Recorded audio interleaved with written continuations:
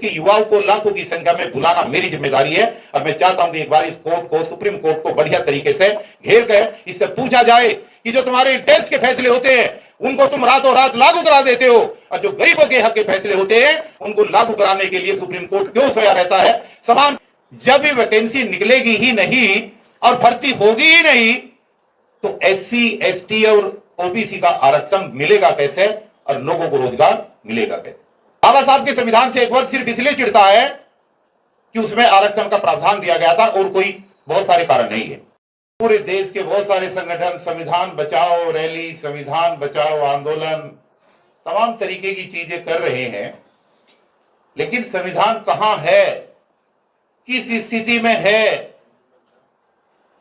संविधान के बनने से लेकर के आज तक एक ग्रुप, एक वर्ग ऐसा है जो हमेशा इस संविधान का विरोध करता रहा है। फर्क इतना है क्योंकि आज वो सत्ता में है तो आज वो खुल करके इसको बदलने की बात कर रहे हैं, लेकिन वो तो इसकी विरोधी तब भी थे, तब ये लिखा गया था।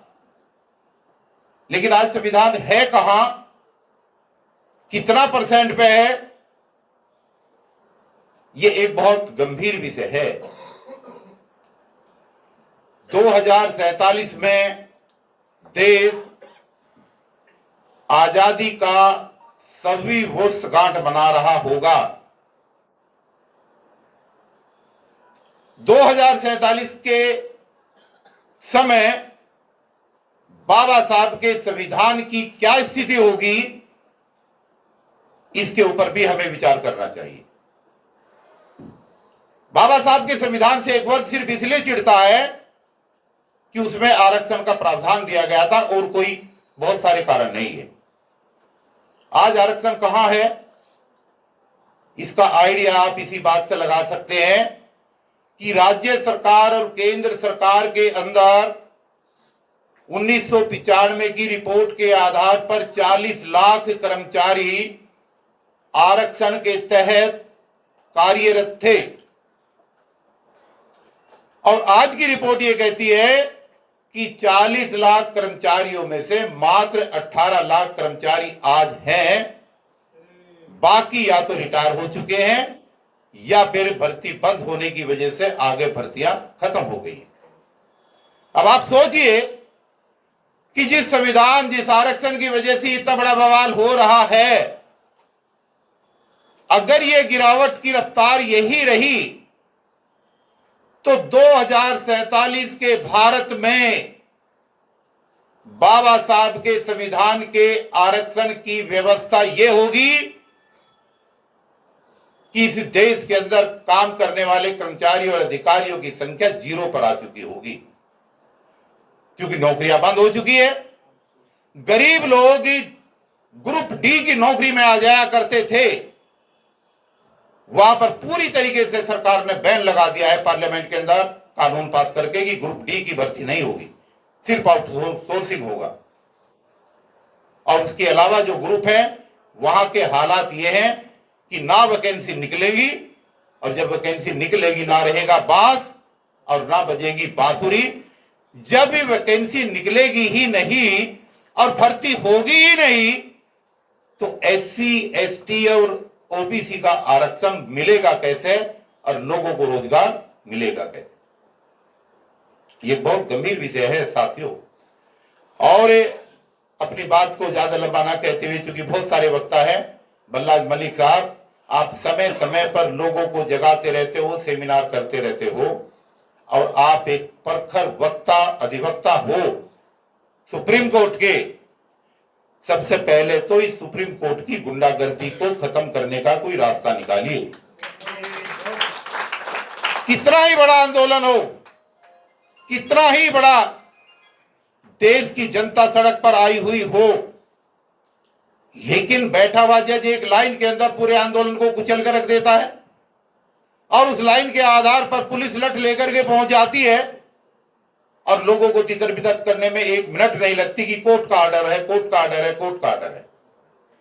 पैसे वाले लोगों के लिए कोर्ट के दरवाजे रात के 12 बजे खुल जाते हैं, और राजनीतिक पार्टियां रात के 12 बजे कोर्ट के दरवाजे खुलवा करके अपने हकों के फैसले करा ले जाती है। लेकिन इस देश के अंदर गरीब आदमी न्याय के लिए तरस रहा है और न्याय इतना महंगा हो गया है कि आदमी न्याय पाने के लिए फीस नहीं दे पा रहा। यह कड़वा सच है। आज देश का युवा कहां जा रहा है भाई? जब नौकरी नहीं होगी, जमीनों के बंटवारे हो चुके। जो बड़े बड़े किसान हुआ करते थे, जमींदार होते थे, उनके बंटवारे में 2-2, 4-4 बीघे जमीन रहेगी है।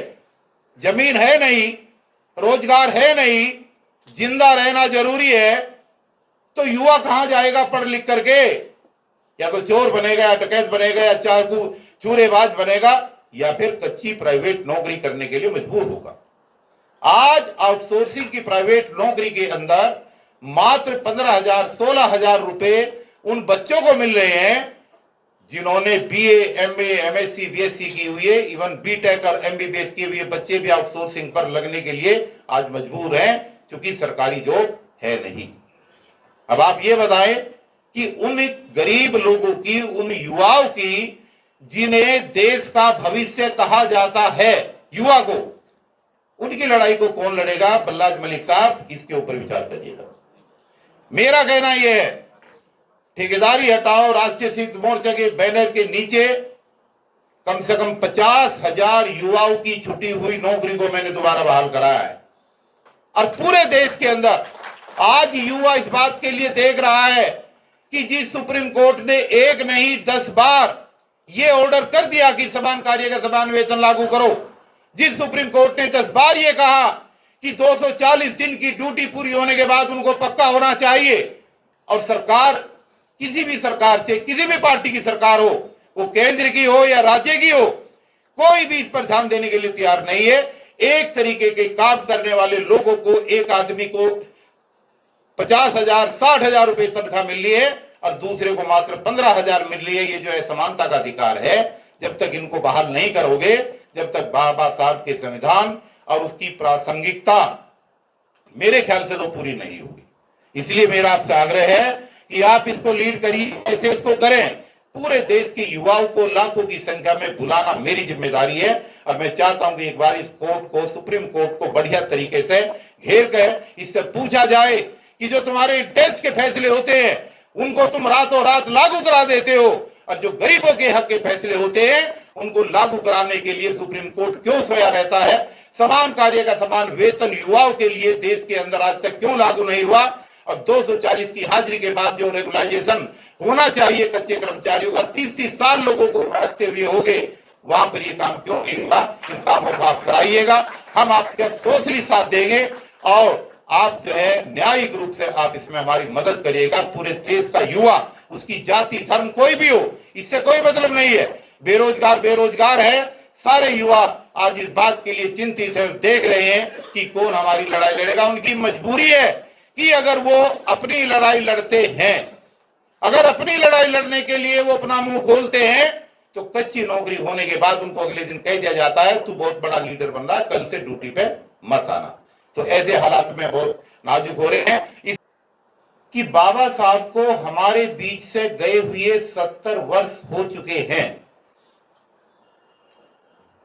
और उनके संघर्ष के परिणाम स्वरूप लाखों इंजीनियर, डॉक्टर, एडवोकेट, जज, कलेक्टर, तहसीलदार, तमाम बड़े बड़े पदों पर लोग पहुंचे, और किसी ने किसी रूप में आरक्षण का लाभ लेकर के मजबूत स्थिति में पहुंच गए।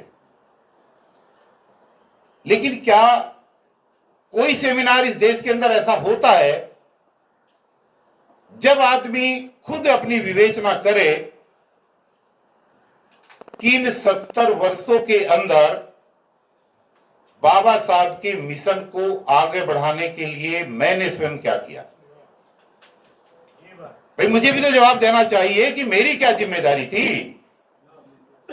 क्या पे बैक टू सोसाइटी मैं कर पाया? क्या मैं किसी गरीब बच्चे की फीस दे पाया? क्या मैंने किसी गरीब बच्चे की शादी में कोई मदद करी? क्या मैंने किसी के छूटे हुए रोजगार को दिलाने के लिए सड़क पर आंदोलन किया? या सिर्फ बाबा साहब के दिए हुए आरक्षण के प्रावधान का लाभ लेकर मैं सिर्फ अपना पेट भरता रहा, अपने बच्चों की बड़ी बड़ी दुकानें और मकान लेता रहा, क्या सिर्फ मैं इसी में उलझा रहा? इसकी विवेचना कब होगी? जब तक ये विवेचना नहीं होगी, जब तक बाबा साहब के गुणगान जो हम हर बार 1 महीने तक दिन रात करते हैं और 11 महीने सो जाते हैं, ये मामला इसी तरीके से बढ़ता रहेगा।